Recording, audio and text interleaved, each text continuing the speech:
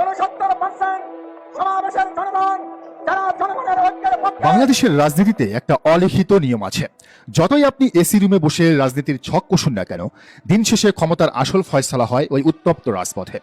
আর সেই রাজপথের অপ্রতিদ্বন্দ্বী রাজা যে বাংলাদেশ জামায়াতে ইসলামী, যাদের নিশ্চিদ্র সাংগঠনিক শৃঙ্খলা এবং জনবল মোকাবেলা করার ক্ষমতা এই মুহূর্তে দেশের আর কোনো রাজনৈতিক দলের নেই, আজ ঢাকার রাজপথ যেন তারই এক জ্বলন্ত এবং ভয়ঙ্কর প্রমাণ দেখল। বর্তমান ক্ষমতাসীন দল বিএনপি সরকারের জুলাই জাতীয় সনদ এবং 70% মানুষের দেওয়া গণভোট বিরোধী চরম হঠকারী এবং অহংকারী অবস্থানের বিরুদ্ধে আজ 11 দলীয় ঐক্যজোটের যে বিক্ষোভ মিছিল এবং সমাবেশ হলো, তা আক্ষরিক অর্থেই ছিল লোকে লোকারণ্য এক অভাবনীয় জনসমুদ্র।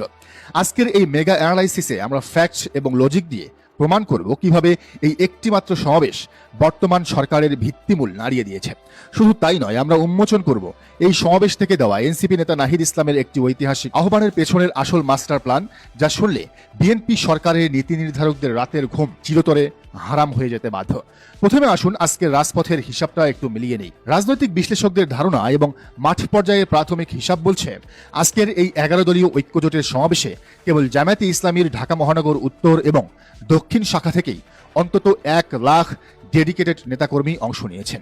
একবার চিন্তা করে দেখুন দর্শক, শুধু ঢাকা মহানগরের 2টি শাখা থেকে যদি 1 লাখ মানুষ রাজপথে নেমে আসে, তবে পুরো দেশব্যাপী তাদের সাংগঠনিক সক্ষমতার রূপটা কতটা ভয়ঙ্কর হতে পারে। নির্বাচনের পরে বিএনপি হয়তো ভেবেছিল 209 সিটের বিশাল মেজরিটি পেয়ে তারা যা খুশি তাই করবে, জুলাই সনদকে আস্থা করে ছুঁড়ে ফেলবে, আর কেউ তাদের কিছুই করতে পারবে না। কিন্তু আজ বায়তুল মোকাররমের উত্তর গেট থেকে পল্টন পর্যন্ত বিস্তৃত এই বিশাল জনসমুদ্র বিএনপিকে এক চরম এবং বাস্তব সতর্ক বার্তা দিয়ে গেল।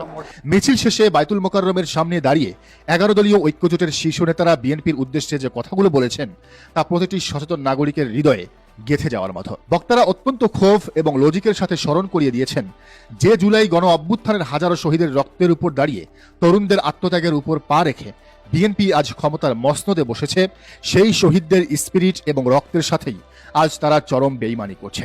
ক্ষমতায় বসার আগে বিএনপি জুলাই সনদ মেনে নেওয়ার ভান করেছিল, কিন্তু ক্ষমতায় বসেই তারা পতিত স্বৈরাচার শেখ হাসিনার রেখে যাওয়া সংবিধান আঁকড়ে ধরে ক্ষমতা কুক্ষিগত করার মাস্টার প্ল্যান সাজিয়েছে। তাদের সব লাগবে, শেখ হাসিনার সিস্টেম লাগবে, শুধু শেখ হাসিনা ছাড়া। ঐক্যজোটের নেতারা আজ অত্যন্ত পরিষ্কার ভাষায় হুঁশিয়ারি দিয়ে বলেছেন, শহীদদের রক্তের সাথে এই বেইমানির ফলাফল হবে বর্তমান সরকারের জন্য অত্যন্ত ভয়াবহ।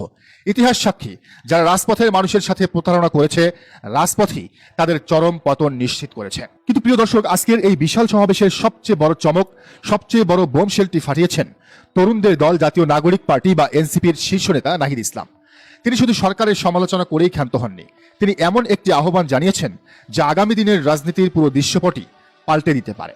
নাহিদ ইসলাম আজ প্রকাশ্যে হাজার হাজার মানুষের সামনে সদ্য সাবেক প্রধান উপদেষ্টা এবং শান্তিতে নোবেলজয়ী ডক্টর মোহাম্মদ ইউনূসকে 11 দলীয় ঐক্যজোটের সাথে রাজপথে আন্দোলনে নামার আহ্বান জানিয়েছেন। সাধারণ চোখে এটিকে হয়তো একটি আবেগী রাজনৈতিক বক্তব্য মনে হতে পারে, কিন্তু যারা রাজনীতির ভেতরের খবর রাখেন, যারা ডিপ পলিটিক্স বোঝেন, তারা জানেন যে নাহিদ ইসলাম এই দাবিটি স্রেফ হাওয়ায় ভাসিয়ে দেননি। অত্যন্ত বিশ্বস্ত এবং উচ্চপদস্থ সূত্রগুলো নিশ্চিত করেছে যে নাহিদ জেনে শুনেই এবং একটি নির্দিষ্ট সিগন্যাল পেয়েই এই দাবিটি রাজপথে তুলেছেন। মূল সত্যটি হলো, ডক্টর মোহাম্মদ ইউনূস নিজেও বর্তমান বিএনপি সরকারের এই চরম গাদ্দারি এবং ক্ষমতা কুক্ষিগত করার অপচেষ্টার বিরুদ্ধে রাজপথের এই আন্দোলনে অত্যন্ত সক্রিয়ভাবে অংশ নিতে চান। একটু গভীরভাবে চিন্তা করে দেখুন, ডক্টর মোহাম্মদ ইউনূসের মতো একজন বিশ্ববরেণ্য এবং সর্বজন শ্রদ্ধেয় ব্যক্তি কেন রাজনীতিতে বা রাজপথে নামতে চাইবেন? কারণটা খুব সিম্পল এবং লজিক্যাল। এই জুলাই জাতীয় সনদ এবং এর উপর ভিত্তি করে হওয়া গণভোট, এই দুটো জিনিস হলো ডক্টর মোহাম্মদ ইউনূসের নেতৃত্বাধীন অন্তর্বর্তীকালীন সরকারের সবচেয়ে বড় অর্জন এবং রাষ্ট্র মেরামতের সবচেয়ে শক্ত ভিত্তি। তিনি তার মেধা, আন্তর্জাতিক প্রভাব এবং সর্বজনীন গ্রহণযোগ্যতা কাজে লাগিয়ে এই দেশটাকে স্বৈরাচারের খাত থেকে টেনে তুলে একটি সুন্দর নির্বাচনের পথ তৈরি করেছিলেন। কিন্তু আজ যখন তিনি দেখছেন যে তার সেই গড়ে দেওয়া ভিত্তিটিকে বর্তমান সরকার স্রেফ ক্ষমতার লোভে ধ্বংস করে দিচ্ছে, তখন তিনি তো আর চুপ করে বসে থাকতে পারেন না। ইতিমধ্যে অত্যন্ত নির্ভরযোগ্য আন্তর্জাতিক সূত্রগুলো থেকে জানা গেছে, ডক্টর মোহাম্মদ ইউনূস বিশ্বের বিভিন্ন গুরুত্বপূর্ণ ফোরামে পশ্চিমা রাষ্ট্রপ্রধানদের সাথে এবং আন্তর্জাতিক মানবাধিকার সংস্থাগুলোর কাছে বিএনপির এই জুলাই সনদ লঙ্ঘনের বিষয়টি নিয়ে অত্যন্ত গুরুত্বের সাথে কথা বলেছেন। তিনি আন্তর্জাতিক সম্প্রদায়কে বোঝাতে সক্ষম হয়েছেন যে বাংলাদেশ যদি জুলাই সনদ এবং গণভোটের রায়কে সম্মান না করে, তবে দেশটি আবারও একটি একদলীয় স্বৈরাচারের দিকে ধাবিত হবে। আর এরপর পরপরই নাহিদ ইসলামের এই রাজপথে নামার আহ্বান প্রমাণ করে যে ডক্টর মোহাম্মদ ইউনূস আর শুধু ড্রয়িং রুমে বা আন্তর্জাতিক ফোরামে বসে থাকবেন না। বিএনপি যদি জুলাই সনদ এবং গণভোট না মানে তবে তিনি সরাসরি এদেশের সাধারণ মানুষ এবং তরুণদের সাথে নিয়ে রাস্তায় নামবেন। এখন আসুন সবচেয়ে ভয়ঙ্কর এবং ক্রুশিয়াল সমীকরণ দিতে। যদি সত্যিই ডক্টর মোহাম্মদ ইউনূস রাজপথে নামেন তবে বিএনপির জন্য পরিস্থিতি কতটা ভয়াবহ হবে তা কি আপনারা কল্পনা করতে পারেন?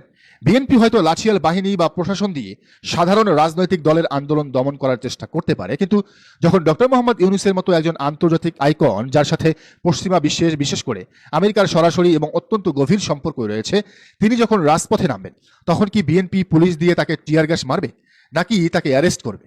ডক্টর মোহাম্মদ ইউনূসের গায়ে একটি আঁচড় লাগলে মুহূর্তের মধ্যেই পুরো বিশ্ব বিএনপির বিরুদ্ধে অর্থনৈতিক এবং কূটনৈতিক অবরোধের পাহাড় দাঁড় করিয়ে দেবে।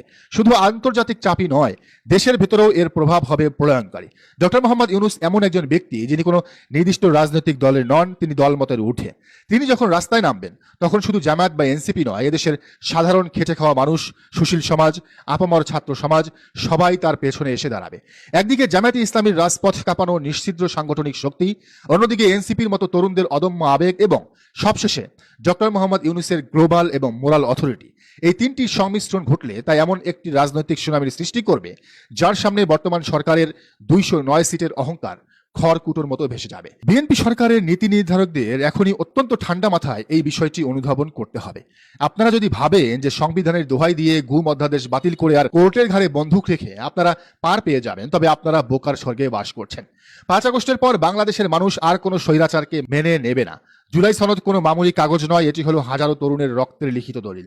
এই দলিলের সাথে বেইমানি করলে ডক্টর ইউনূসকে যদি বাধ্য করা হয় রাজপথে নামতে, তবে আগামী দিনে বিএনপিকে যে চরম রাজনৈতিক এবং অস্তিত্বের সংকটে পড়তে হবে তার পুরো দায়ভার বর্তমান সরকারকেই নিতে হবে। দর্শক, আপনাদের কি মনে হয়? জানান মন্তব্যের ঘরে।